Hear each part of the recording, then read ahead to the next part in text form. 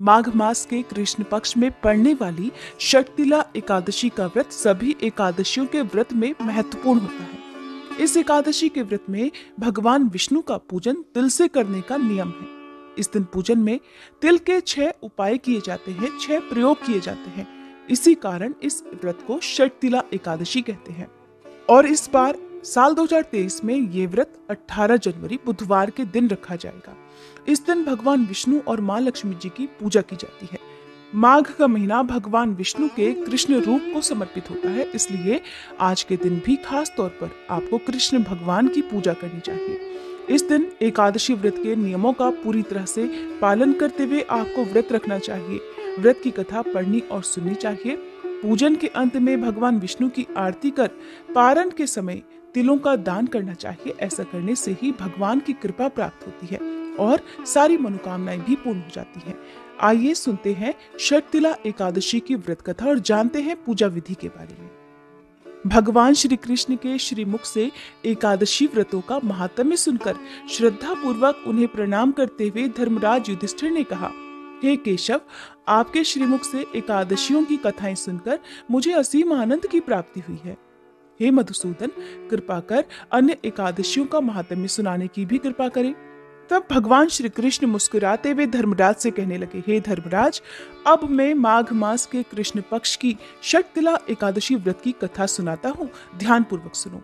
एक बार दालभ्य ऋषि ने पुलत्स्य ऋषि से पूछा, हे ऋषि श्रेष्ठ, मनुष्य मृत्युलोक में ब्रह्म हत्या आदि महापाप करते हैं और दूसरों के धन की चोरी और दूसरों की उन्नति देखकर ईर्ष्या रखते हैं। ऐसे महान पाप मनुष्य क्रोध, ईर्ष्या, आवेग और मूर्खता वश करते हैं और बाद में शोक करते हैं, पछताते हैं कि हाय, ये हमने क्या किया। हे महामुनि, ऐसे मनुष्यों को नरक से बचाने का क्या उपाय है? कोई ऐसा उपाय बताने की कृपा करे जिससे कलयुग में ऐसे मनुष्यों को घोर नरक से बचाया जा सके, अर्थात उन्हें नरक की प्राप्ति न हो। ऐसा कौन सा दान पुण्य है जिसके प्रभाव से नरक की यातना से बचा जा सकता हो? हे मुनिवर, कृपा कर इन सभी प्रश्नों का हल आप कृपा पूर्वक बताइए। तब दालभ्य ऋषि की बात सुनकर पुलत्स्य ऋषि कहने लगे, हे मुनिश्रेष्ठ, आपने मुझसे अत्यंत गूढ़ प्रश्न पूछा है। इससे संसार के मनुष्यों का भला होगा। जिस रहस्य को देवराज इंद्र आदि देवता भी नहीं जानते, वही रहस्य अब मैं आपको अवश्य ही बताऊंगा। माघ मास आने पर मनुष्य को स्नान आदि से शुद्ध होना चाहिए और इंद्रियों को वश में करके काम, क्रोध, लोभ, मोह, ईर्ष्या तथा अहंकार आदि से सर्वथा बचना चाहिए। पुष्य नक्षत्र में गोबर, कपास, तिल मिलाकर उपले बनाने चाहिए और इन उपलों से 108 बार आहुति देनी चाहिए। जिस दिन मूल नक्षत्र और एकादशी तिथि हो, तब अच्छे पुण्य देने वाले नियमों को ग्रहण करना चाहिए। स्नान आदि नित्य कर्मों से देवों के देव भगवान श्री हरि का पूजन और भजन कीर्तन करना चाहिए। एकादशी के दिन अपनी सामर्थ्य के अनुसार फलाहार या निर्जल रहकर उपवास रखें, रात को जागरण और हवन करें।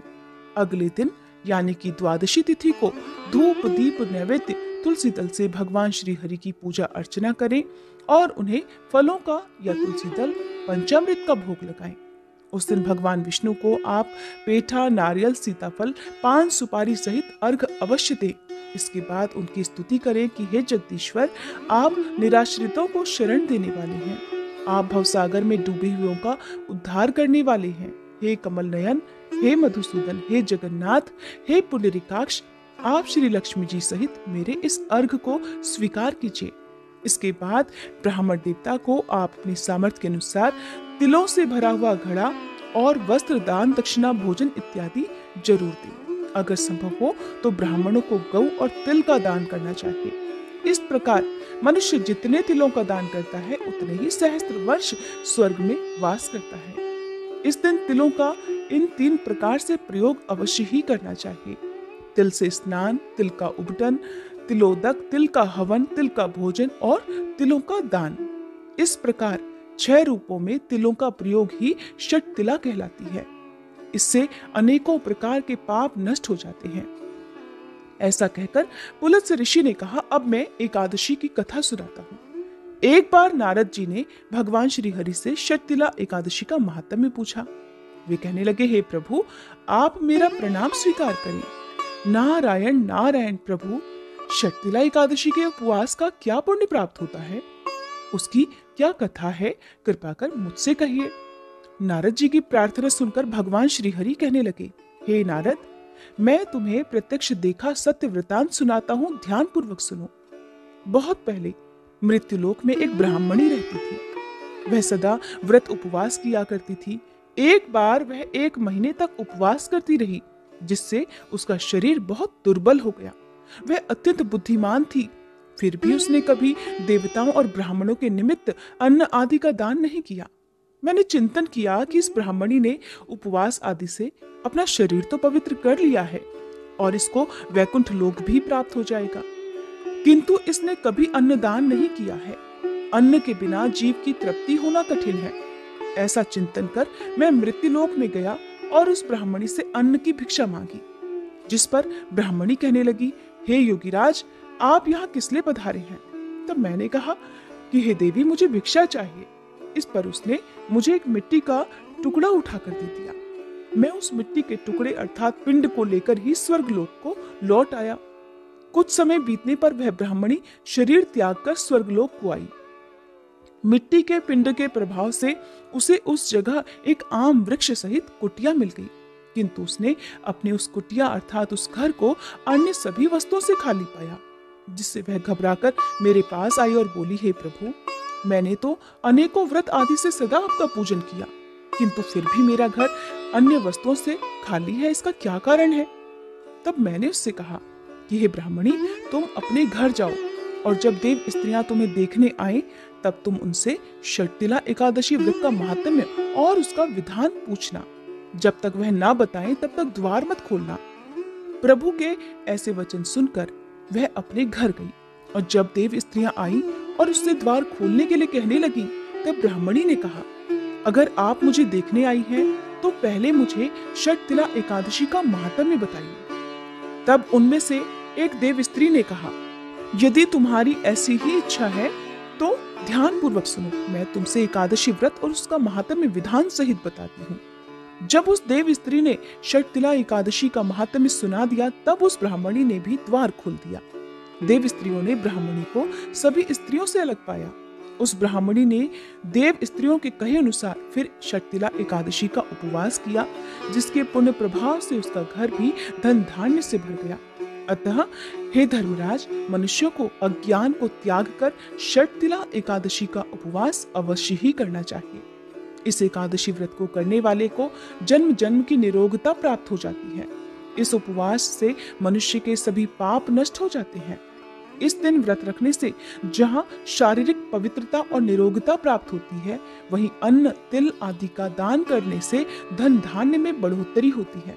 इससे ये भी सिद्ध होता है कि मनुष्य अपने जीवन में जो जो और जिस जिस वस्तु का दान करता है, शरीर त्यागने के बाद उसे फल भी वैसा ही प्राप्त होता है।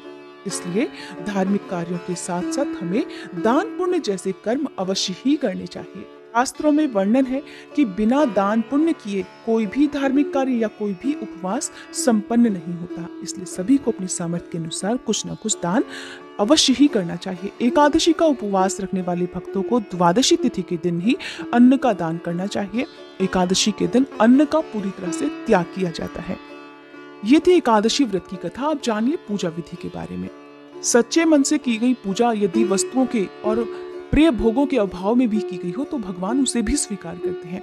इसलिए सभी को केवल अपनी सामर्थ्य के अनुसार प्रसन्न मन से ही कोई उपवास रखना चाहिए। एकादशी का जो व्रत है उसके नियमों का पालन पूरे 3 दिन तक किया जाता है, दशमी तिथि से लेकर द्वादशी तिथि तक। इसलिए जो लोग भी इस उपवास को नियमों के साथ करने में समर्थ ना हो, उन्हें केवल पूजा करनी चाहिए, उपवास नहीं रखना चाहिए। क्योंकि कई बार लोग अक्सर पूछते हैं कि क्या हम एकादशी के दिन नमक का सेवन नहीं कर सकते, क्या हम एक समय भोजन नहीं कर सकते। तो देखिए, एकादशी का नियम यही है कि अन्न का पूरी तरह से, नमक का पूरी तरह से त्याग इस दिन किया जाता है। सबसे पहले दशमी तिथि को सूर्यास्त के बाद भोजन ग्रहण नहीं करना चाहिए। यदि आपने गलती से लहसुन प्याज का सेवन दशमी तिथि के दिन किया है तो शाम को सूर्यास्त से पहले सिर से स्नान अवश्य करना चाहिए। साफ स्वच्छ वस्त्र धारण करके रात को मन में धारणा करके सोना चाहिए कि अगले दिन आप एकादशी का उपवास रखेंगे। फिर एकादशी की सुबह जल्दी उठकर, हो सके तो ब्रह्म मुहूर्त में, नहीं तो सूर्योदय से पहले उठकर पूजा करनी चाहिए। इस दिन आप भगवान विष्णु की पूजा में चंदन का प्रयोग करें। अक्षत का प्रयोग भूलकर भी ना करें। जो दीप आप प्रज्वलित करें उसमें थोड़े से काले तिल आप जरूर मिलाएं। तिलों का प्रयोग चाहे वो सफेद हो या काले हो, आप इस दिन जरूर करें। हवन में काले तिलों का प्रयोग ज्यादा शुद्ध माना जाता है, ज्यादा पवित्र माना जाता है। छोटा सा हवन आप अपने घर में एकादशी और द्वादशी तिथि के दिन कर सकते हैं। घर पर आए हुए किसी भी याचक को एकादशी के दिन आप फलाहार दे सकते हैं। आप उन्हें फलों का दान कर सकते हैं, दान दक्षिणा दे सकते हैं, लेकिन जहां तक हो सके अन्न का दान इस दिन करने से बचना चाहिए। विधि विधान से पूजा करके, मंत्रों का जाप करके व्रत की कथा पढ़ी और सुनी जाती है और फिर सबसे अंत में क्षमा याचना की जाती है। भगवान को भोग में तुलसी दल का, फलों का या फिर आप पंचामृत का भोग इस दिन लगा सकते हैं। सारा दिन मन में आप भगवान का ध्यान करते हुए उपवास रखें। इस व्रत में आप एक समय फलाहार कर सकते हैं, वो भी शाम के समय। यदि बहुत ज्यादा जरूरी हो तो दिन में आप नींबू पानी का सेवन कर सकते हैं। शहद का त्याग एकादशी के दिन किया जाता है। चावल का पूरी तरह से त्याग इस दिन करना चाहिए। किसी भी प्रकार से चावल या चावल से बनी हुई कोई भी वस्तु घर में नहीं बननी चाहिए जिस घर में एकादशी के नियमों का पालन किया जाता हो। रात में एक बार फिर से पूजा करें, ध्यान कीर्तन भजन करें, जितनी देर तक हो सके जागरण करें और अगले दिन सुबह जल्दी उठकर स्नान करके केवल शुभ मुहूर्त में ही आपको व्रत का पालन करना चाहिए। कई बार लोग दोपहर के समय व्रत का पारण करते हैं। जब मुहूर्त बीत जाता है या द्वादशी तिथि समाप्त हो गई हो तब व्रत का पारण करते हैं, व्रत खोलते हैं, जो कि नहीं करना चाहिए, जिससे व्रत खंडित ही माना जाएगा। आपने अधूरा व्रत किया है ऐसा कहा जाता है। अगर ये जानकारी आपको पसंद आई हो तो प्लीज वीडियो को लाइक करके हमारे चैनल को सब्सक्राइब करना मत भूलिएगा।